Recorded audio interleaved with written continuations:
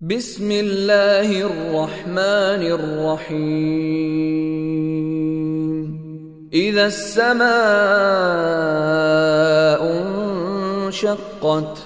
وأذنت لربها وحقت وإذا الأرض مدت وألقت ما فيها وتخلت وأذنت لربها وحقت يا أيها الإنسان إنك كادح إلى ربك كدحا فملاقيه فأما من أوتي كتابه بيمينه فسوف يحاسب حسابا يسيرا وينقلب إلى أهله مسرورا وأما من أوتي كتابه وراء ظهره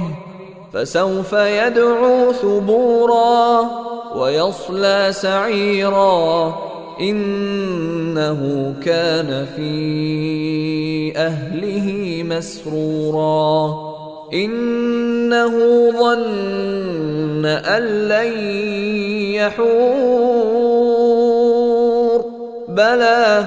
إن ربه كان به بصيرا فلا أقسم بالشفق والليل وما وسق والقمر إذا اتسق لتركبن طبقا عن طبق فما لهم لا يؤمنون وإذا قرئ عليهم القرآن لا يسجدون بل الذين كفروا يكذبون والله أعلم بما يوعون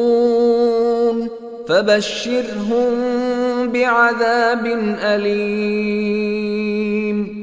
إلا الذين آمنوا وعملوا الصالحات لهم أجر غير ممنون.